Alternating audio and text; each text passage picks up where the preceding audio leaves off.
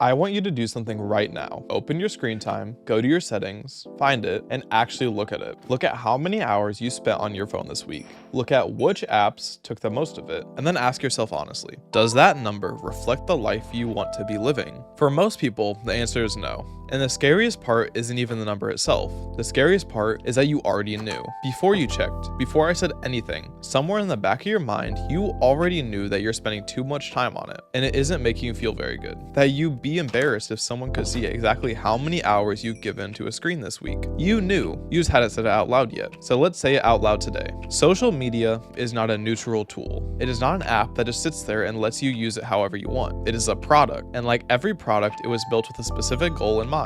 And that goal is not your happiness. It is not your growth. It is not your mental health or your relationships or your sense of self-worth. The goal is your time. That's it. Every single feature, every algorithm decision, every autoplay, an infinite scroll, a notification, and like counter was designed by teams of incredibly smart people whose entire job was to figure out how to keep you on the app for one more minute, one more scroll, one more video, because every minute you spend on the app is another minute they can sell to an advertiser. You are not the customer, you are the product, and the product is your attention.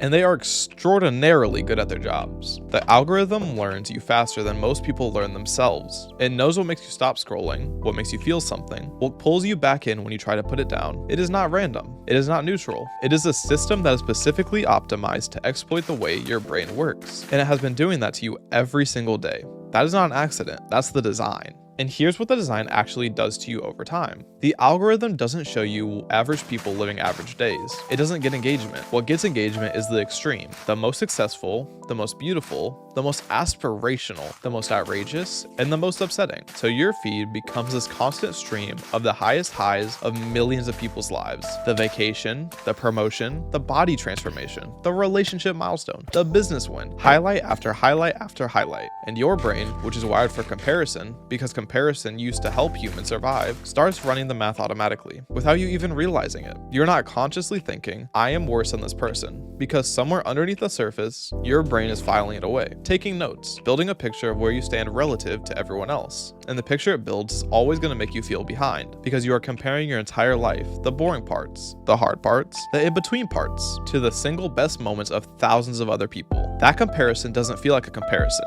It just feels like a vague dissatisfaction with your own life, a restlessness, a sense that something is missing, a feeling that everyone else has figured out something that you haven't found yet. That feeling is not an accident either. That feeling is the product working exactly as intended. Let's talk about time, because I think if people actually sat with the numbers, they would be genuinely shocked. The average person spends somewhere between 2 and 4 hours a day on social media. Let's be conservative and say 3 hours. 3 hours a day, every day, adds up to over 1,000 hours in a single year. 1,000 hours. That is 42 full days. More than a month of your life gone every single year to doom scrolling. And I want you to think about what 1,000 hours could actually build.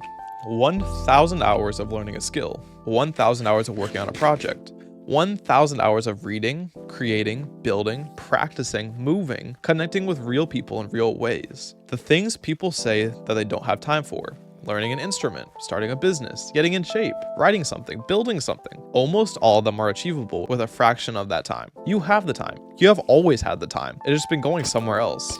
And the brutal truth is, at the end of those 1,000 hours, you have almost nothing to show for it. Not a skill. Not progress towards something you care about. Not memories that meant something. Just a slightly more refined sense of what other people are doing with their lives you watch. But here's the thing that makes all of this so much harder to decide to stop. It's not really a choice anymore for most people. Not fully. Social media is an addiction. And I know that word feels dramatic. I know people resist it because we associate addiction with substances, with something that takes over your whole life. But addiction is just a pattern your brain has built where a behavior produces a dopamine response. And over time, your brain starts organizing itself around chasing that response. And that is exactly what social media does. Every notification is a hit, every like is a hit, every new video that makes you feel something is a hit. Your brain learns that this app gives me dopamine. I should keep coming back to this app. And the more you come back, the more your baseline shifts. The more you need to feel normal. the more a quiet moment without your phone starts to feel unbearable instead of peaceful. You are not weak for being hooked on it. Some of the smartest engineers in the world spent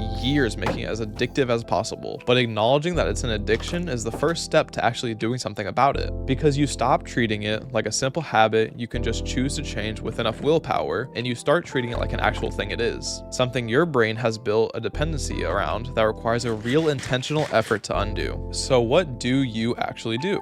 Because I'm not going to tell you just delete everything and become a monk. That's not realistic, and that's not what I'm suggesting. But I want to suggest something that people dismiss too quickly. Find something else to do with your hands and your attention. Anything, a hobby, a project, something that puts you in a state where you're actually engaged and creating and present instead of just consuming. And here's what I want to get personal for a second. I know video games can be written off as a waste of time. And look, mindless gaming absolutely can be. But I recently played a game called Expedition 33. And I'm not exaggerating when I say it's one of the most beautiful experiences I've had in a long time. The music, the story, and the way it made me think about things differently. It genuinely shifted something in me. A video game did that. And my point is this: even when something gets dismissed as dumb or unproductive can have real value if it's actually engaging your mind, making you feel something, giving you something to think about. That is categorically different from doom scrolling. When you play a game, or read a book, or learn something, or make something, you are present, you are engaged, you are getting something back. When you doom scroll, you get nothing. You put 2 hours in and you walk away emptier than when you started. The hobby doesn't have to be impressive. It doesn't have to be productive in a conventional sense. It has to be something that's actually yours, something you choose, something you're in, something that gives back instead of just taking. And I want to end with something honest. You are not going to fix this overnight. The app is on your phone. The habit is in your brain. And the pull is real, but you have something that the algorithm doesn't account for: awareness. You can see it now for what it actually is. Not a harmless distraction, not a way to pass your time, a system that is actively competing for your attention, your self-worth, and your hours. And once you see it clearly, it's very hard to unsee. So start small. Put a time limit on the apps. Leave your phone in another room for an hour a day. Replace one scrolling session with one thing you actually want to do. And pay attention to how you feel after. Compare how you feel after an hour of scrolling versus after an hour of something that's actually yours. Your time is the most valuable thing you have, and it's the one resource that does not come back. Stop giving so much of it away for free. And as always, have a great rest of your day.